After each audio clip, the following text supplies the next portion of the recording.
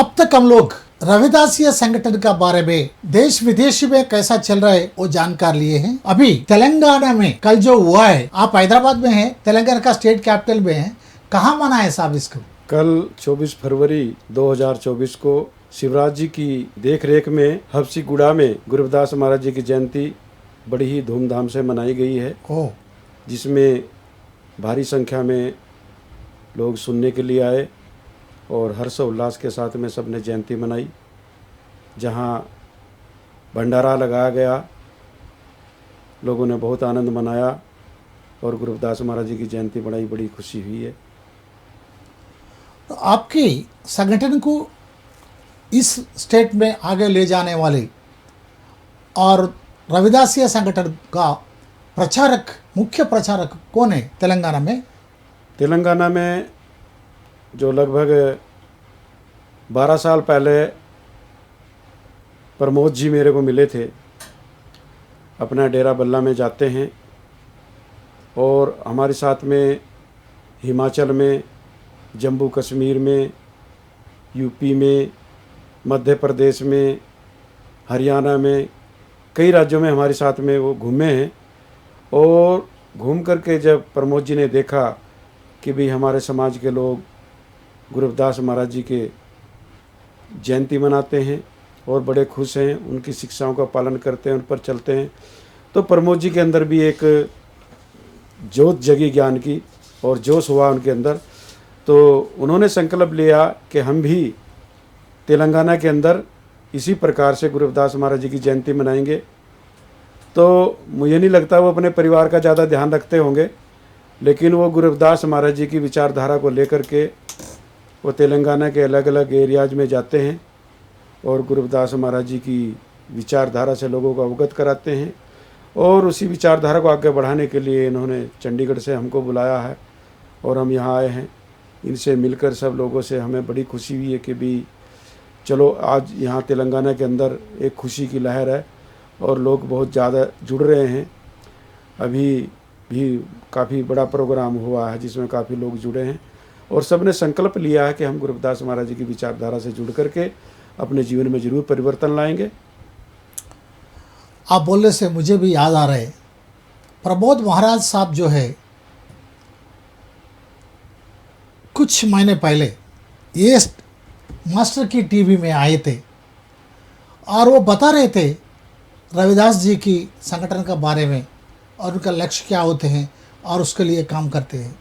हमें बहुत बार बुलाए हैं, दिल्ली आओ, पंजाब आओ, हरियाणा आओ, और ऐसा हमको भी बुलाते थे जहाँ जिस टाइम पे रविदासिया संगठन होते हैं ना, तो वहाँ आने के लिए, लेकिन मैं नहीं आ सका।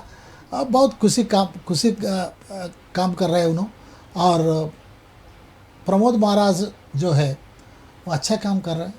तो हम भी उम्मीद रखेंगे उनके ऊपर, ये स्टेट में रविदासिया संगठन और मजबूत होगा और अच्छी संगठन बनाएगा।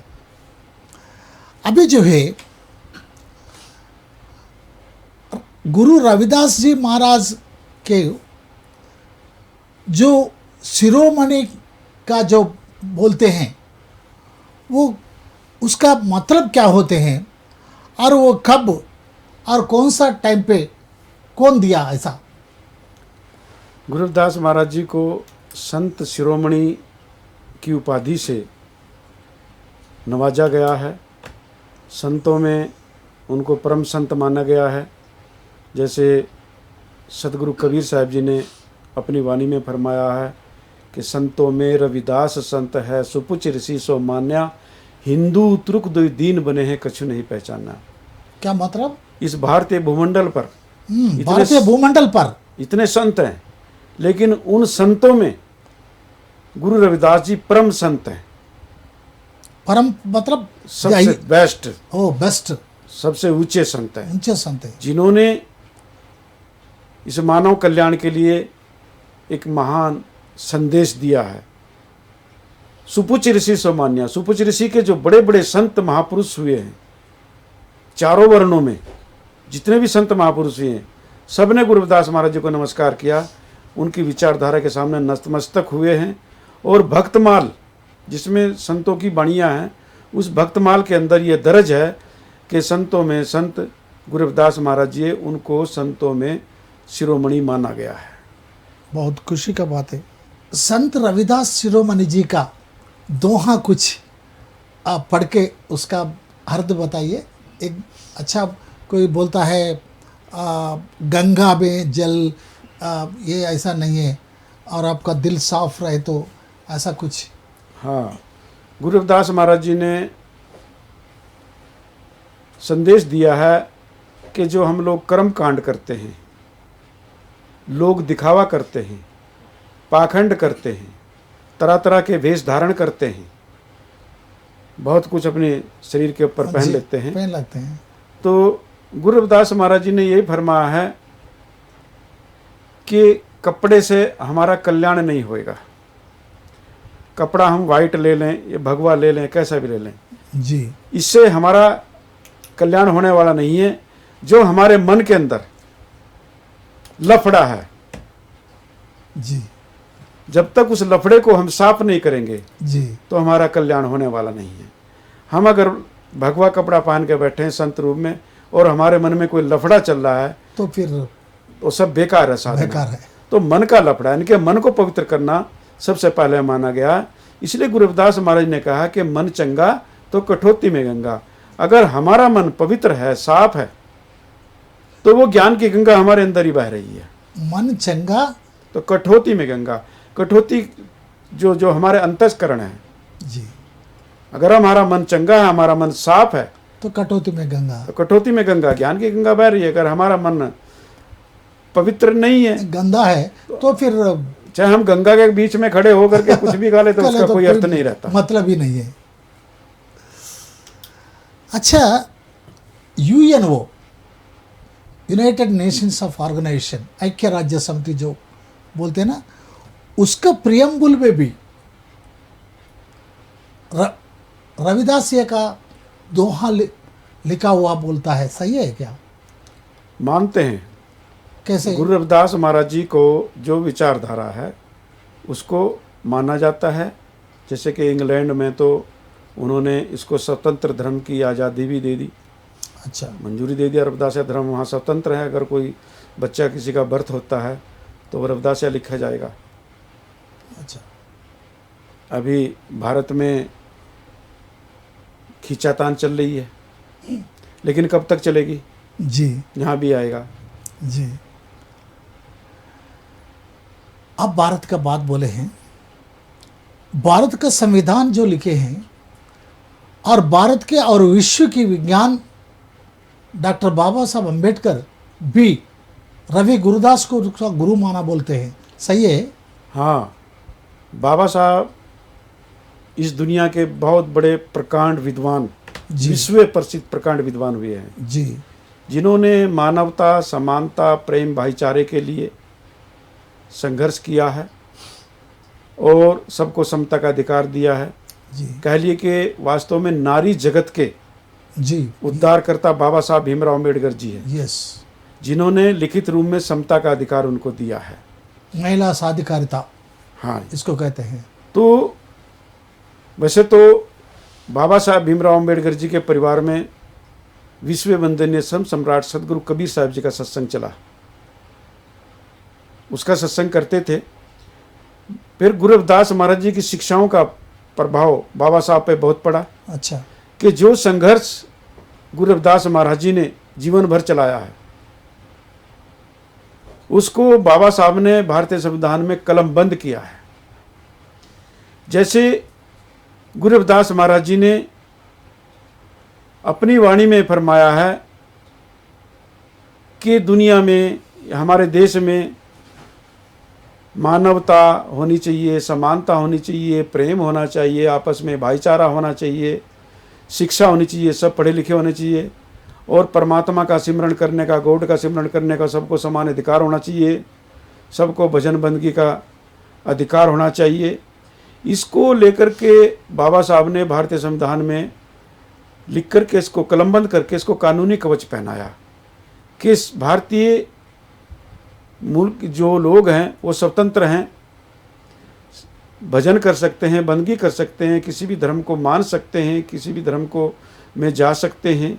किसी का भी गुणगान करके अपना जीवन कल्याण कर सकते हैं, किसी भी महापुरुष की शिक्षाओं को अपने जीवन में उतार सकते हैं, पढ़ सकते हैं, लिख सकते हैं। ये सारा अधिकार भारतीय संविधान में दिया गया है, जो हमें आज जाने न जाने में हम सब लोग उसका लाभ ले रहे हैं। इसी प्रकार से जो गुरु रविदास महाराज जी ने अपने जीवन में जो संघर्ष किया है, मानव विरोधी जो मानसिकता वाले लोगों ने जो चलाया है, जैसे जात पात, ऊंच नीच, भेदभाव, वर्ण व्यवस्था, छुआछात, रिश्वतखोरी, जी। नशाखोरी, जी इस सब का गुरु रविदास महाराज जी ने अपने जीवन काल में विरोध किया है। तो बाबा साहब ने भी इसको भारतीय संविधान में उतार करके इसको दंडनीय अपराध घोषित किया। या करेक्ट, सही बात है, सही बात है। कोई किसी को जात पात के नाम से अछूत नीच नहीं कह सकता, नहीं कर सकता, जाति के नाम से उसको नहीं पुकार सकता, हाँ। कोई किसी को प्रताड़ित नहीं कर सकता। सही बात है। तो ये इसको कानूनी रूप से दंडनीय अपराध घोषित किया है। जी। डॉक्टर बाबा साहब अम्बेडकर साहब जो जब जिंदा हुआ उसी टाइम पे रविदासिया का संगठन को या रविदास का जन्मदिन को दिल्ली में या कहीं कहीं कई हजारों लोगों से बनाए बोल के सुना, ये सही है? ये बिल्कुल सही है। बाबा साहब भीमराव अम्बेडकर जी जो हमारा पवित्र डेरा है, जो हमारा पवित्र धाम है, दूसरा धाम डेरा सचखंड बल्ला जलंधर जी पंजाब में है। जब गद्दी पे मौजूद थे हरिदास महाराज जी, तो उस समय गए, चर्चा भी हुई। दोनों का? हाँ, चर्चा हुई है। उस टाइम जिद्दा था हाँ, रविदास? बाबा साहब हरिदास महाराज जी थे उस समय। अच्छा। और बाबा साहब भी थे उस टाइम। बाबा साहब को तब कितने दिन हुए? वही 56 में गए हैं। हाँ जी, मैं उससे पहले बात कर रहा हूँ। तो वहाँ गए हैं और आगे समझ नहीं, आपने आगे क्या पूछा मेरे से? वही वो इसका रविदास का जन्मदिन जो है ये इतना बड़े हाँ। तरीका से बनाया बोल के। जब बाबा साहब भीमराव अम्बेडकर जी 1941 में ब्रिटिश गवर्नमेंट में लेबर मिनिस्टर थे शायद। हाँ जी। तो उस समय बाबा साहब ने सबसे पहली बार तिल जिला रोड गली नंबर 4 कलकत्ता में मनाया। अच्छा। बहुत बड़ी शोभा यात्रा निकाली 1941 में? हाँ, 1941 में मनाई। अच्छा। शोभा यात्रा निकाली। वो मंदिर हमारा बहुत पुराना है, हाँ जी। कलकत्ता के अंदर। 1922 में वो बना और 1932 में वो अस्तित्व में आया। हाँ जी। तो उसके बाद में 1942 में बॉम्बे के अंदर मनाई गुरु रविदास महाराज की जयंती बाबा साहब जी ने। हाँ जी। और उसके दिल्ली में मनाई।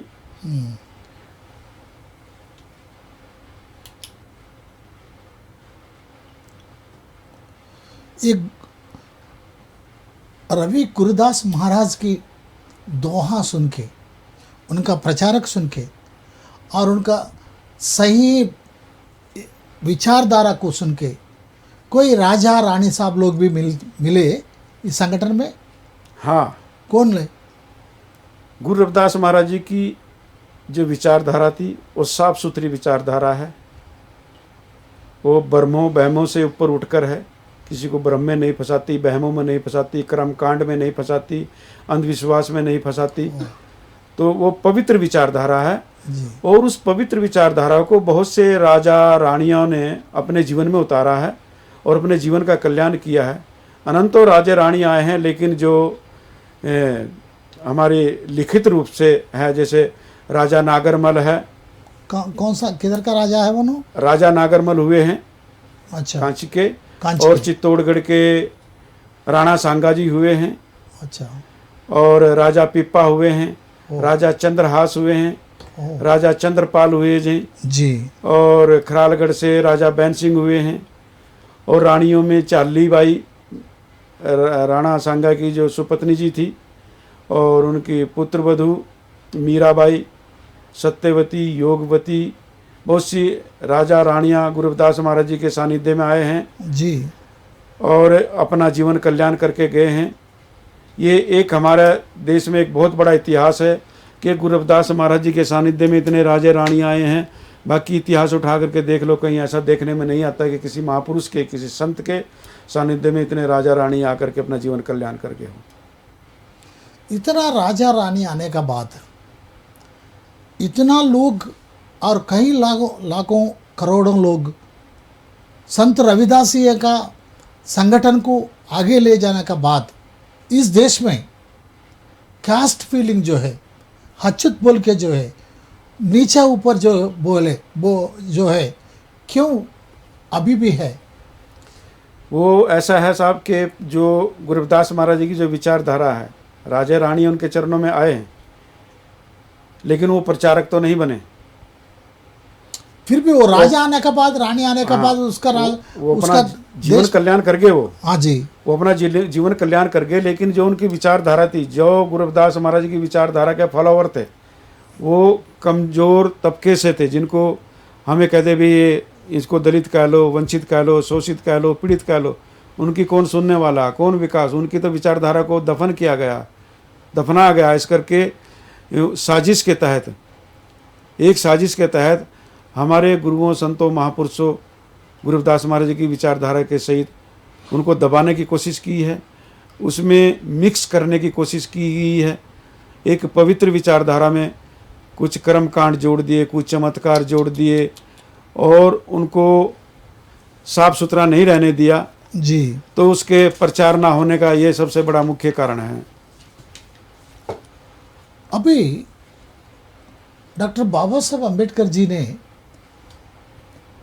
पूरा दुनिया में सबसे बड़े और सबसे अच्छे कानून इस शोषित वालों के लिए, इस दमन होने वालों के लिए लिखा हुआ, फिर भी वो कानून लागू नहीं हो रहे सही तरीका से। क्योंकि लगभग 76 साल हुए, जी राज किसका चल रहा? बाबा साहब का।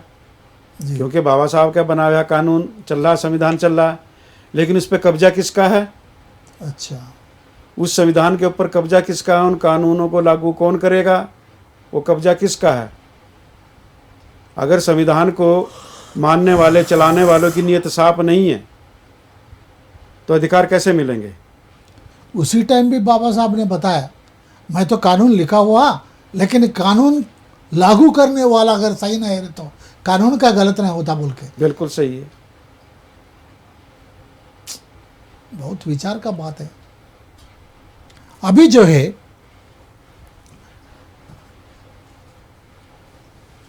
इंडिया को कहते हैं और भारत का देश में सिख है, ईसाई है, मुस्लिम है, हिंदू है, फारसी है, बहुत लोग, कई लोग हैं। लेकिन ऐसा लग रहा है पहले 10 सालों से रास्ता जो है ये सबको दबान करके एक तरफ ले जाने के लिए सरकार कोशिश कर रही है जैसा लग रहा है। आप लोगों को भी ऐसा समझ में आ रहा है? हमें ऐसा महसूस होता है, जो हमारा राष्ट्र है इसमें विभिन्न संस्कृतियों के लोग रहते हैं। हाँ जी, विभिन्न धर्मों को मानने वाले, विभिन्न संस्कृतियों को मानने वाले लोग रहते हैं जी तो उन सबको मिला करके ये भारत राष्ट्र बना है। जी, अगर इसके अंदर कोई ये कहे कि मैं एक धर्म चला लूँ, कोई भी धर्म को पकड़ लो, मैं एक धर्म चला लूँ, वो नहीं चल सकता। मैं अपने मोहल्ले में दुकान खोल के बैठ जाऊँ कि इसमें मेरे ही समाज के लोग रहेंगे, वही इससे सामान लेंगे तभी मेरी दुकान चलेगी, नहीं चल सकती। कोई भी दुकान चलेगी वो सबसे चलेगी जी, उस पर सब आएंगे। तो इसी प्रकार ये देश है, तभी सुखी रह सकता है, स्थिरता रह सकती है, इसमें शांति रह सकती है, जब सब लोग, विभिन्न संस्कृतियों को, विभिन्न धर्मों को मानने वाले लोग सब प्रेम से रहेंगे, प्यार से रहेंगे, तभी देश का विकास होगा। और ऐसा महसूस हो रहे देश के संविधान को खतरा है, ऐसा महसूस हो रहे इस देश का डेमोक्रेसी जो होते हैं उसको भी खतरा है। ये खतरे से और कैसा इसको बचाना का है और कौन बचाना है? बचाने वाला कौन है? देश के संविधान को खतरा है, ये सुनने में आ रहा है, लेकिन खतरा किससे है? खतरा हमारे ही लोगों से है। जो लोग रिजर्व कैटेगरी से आते हैं और जीत करके वहाँ बैठे हैं, पार्लियामेंट में बैठे हुए, हम मोदी सरकार को क्यों दोष दें? हम उनको दोषी ठहराते हैं जो लोग हमारे समाज से जीत करके वहाँ बैठे हैं। लगभग 67 मेंबर ऑफ पार्लियामेंट आज पार्लियामेंट में बैठे, वो कभी आवाज़ नहीं उठाते। वो गिनती का काम करते हैं, वो गिनती में आते हैं, वो कभी काम नहीं करते। और जब हमें मौका मिलेगा कभी, तो उनको हम जवाब देंगे कि हमारा को नुकसान पहुंचाने वाले या संविधान को नुकसान पहुंचाने वाले कौन है? हमारे अपने आदमी हैं। इस 70 साल होने से पहले भी डॉक्टर बाबा साहब अम्बेडकर ने पूना पैक्ट का नाम पे, ये पहले ही उनका मन में आया था, ऐसा लोग जीतेगा लेकिन ये समाज के लिए काम नहीं करेगा। तो इसीलिए रिजर्व कॉन्स्टिट्यूंसी में हम लोगों को 2 वोट चाहिए और जो हमारे ही लोगों को अमी वोट डाल के जिताना, तब ये लोग काम करता। लेकिन अभी ऐसा नहीं है। बाकी सब वोट पूना पैक्ट होने का बाद, गांधी जी ने ये सब होने का बाद जो है, ये अभी जो कानून चल रहा है, तो 67 हो 97 हो, कुछ भी हो, वो सीट दिया, ये जीत लिया। हमें अकेला वोट नहीं डाले। लेकिन आज कुछ लोग सोच रहे रिजर्व कॉन्स्टिट्यूंसी में रिजर्व लोग ही, जब पूना पैक्ट में बाबा साहब बोला वही होना बोल के, आपका विचार क्या है? देखो, इसमें जो लोग हमारे आ रहे हैं या किसी भी राजनीतिक पार्टी में वो काम कर रहे हैं, जब तक वो लोग पिछलग्गू रहेंगे, जब तक वो आवाज़ उठाने की उनमें हिम्मत नहीं होता, तब तक वो कुछ नहीं कर सकते। किसी भी पार्टी से जीत करके जाते हैं, किसी भी सरकार में रहे हो, वो लोग वहाँ आवाज़ नहीं उठा सकते। वो सिर्फ एक बाजीगर के बंदर के रूप में जाते हैं, बन करके गिनती का काम करते हैं। क्योंकि बाजीगर, आपने देखा होगा, बाजीगर के हाथ में बंदर में एक हाथ में डंडा होता है, एक हाथ में रस्सी होती है। जितनी ढीली रस्सी छोड़ेगा बंदर, उतनी ही ऊंची छलांग लगाएगा, उतनी ही लंबी छलांग लगाएगा, क्योंकि वो डंडा ऐसे चलता है, रस्सी ढीली छोड़ता है। ये हालत हमारे इन राजनेताओं की है। और ये समाज में आकर के सबसे ज़्यादा नुकसान ये लोग हमारे कर रहे हैं कि जनता इनको समझेगी तो इनको जवाब जरूर देगी। संविधान से जो रिजर्वेशन हम लोगों को मिले हैं, वो सब प्राइवेटाइजेशन का नाम पे ख़त्म हो जा रहे हैं। संविधान से हमको कोई मारे तो, या कुछ रेप करे तो, या कुछ ये करे तो उसका शिक्षा था। लेकिन यूपी कहीं कहीं स्टेटों में उसको पूरा बंद कर रहे हैं। तो फिर हमारा हक जो एक हम लोग लूज होना पड़ रहा है, तो इसको कैसा संभालना? जो राजनीति में हैं लोग गए हुए हैं, वास्तव में वो राजनीति में जाते तो हैं सब लोग वहाँ, और क्योंकि उनकी रिजर्वेशन भी पक्की है। हर क्षेत्र में रिजर्वेशन को नुकसान पहुँचाया जाएगा, चाहे नौकरी हो, चाहे प्रमोशन हो, चाहे शिक्षा हो, चाहे रोजगार, कोई भी हो, सब में नुकसान पहुंचा सकते हैं, सबको ख़त्म कर सकते हैं। लेकिन राजनीति में जो रिजर्वेशन है उसको ख़त्म नहीं कर सकते, कि राजनीति में जो रिजर्वेशन से जो लोग उससे चुन करके जाते हैं, उनसे उनकी सरकार चलती है। हमारा टाइम हो गए हैं। आप इस समय पे रविदासिया संगठन को और पूरा भारत का वंचित लोगों को क्या संदेश देना चाहते हैं? हम जगत गुरु सतगुरु रविदास महाराज जी की जो विचारधारा है उसको जन जन तक पहुंचाना चाहते हैं, और यही संदेश देना चाहते हैं कि गुरु रविदास महाराज जी की जो पवित्र विचारधारा है, वैज्ञानिक विचारधारा है, जो मनुष्य से जुड़ी हुई विचारधारा है, जो विकास की ओर ले जाती है, तो उस विचारधारा से हम लोग जुड़े। वहाँ हमारा सम्मान भी है, वहाँ हमारा समानता भी है, प्रेम भी है, भाईचारा भी है। सबको ये संदेश देते हैं गुरु रविदास महाराज जी की विचारधारा को जुड़े और रविदास या धर्म को अपनाएं अपने जीवन में और अपने जीवन का कल्याण करें। और जो भी आज आप सब लोगों के बीच में हम लोग यहाँ आए हैं, हमें बड़ी खुशी हुई है आप सब लोगों से मिल कर के।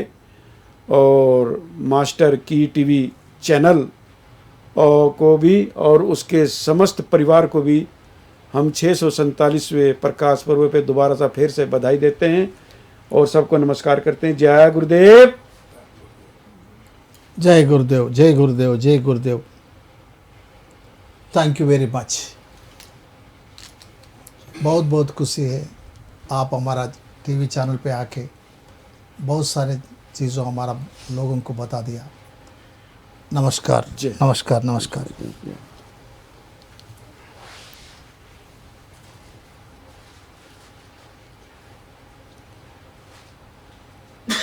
చాలా సంతోషం మాస్టర్ కీ టీవీకి వచ్చి రవిదాస్య 647 జన్మదినం సందర్భంగా రవిదాస్ సంఘటనకు సంబంధించి, భారతదేశ సంవిధానానికి సంబంధించి, రాజకీయాలకు సంబంధించి, ప్రజల చైతన్యానికి సంబంధించి, అట్టడుగు వర్గాల యొక్క, మరీ ముఖ్యంగా దళిత వర్గాల యొక్క, అంటరాని వారి యొక్క సమస్యల పరిష్కారం కోసం ఏం చేయాలనేటువంటి విషయాలపైన చాలా వివరంగా మాట్లాడినటువంటి శ్రీ 108 సంత్ శ్రీ సత్యపాల్ మహారాజ్ గారికి మా హృదయపూర్వక నమస్కారాలు తెలియజేసుకుంటూ సెలవు.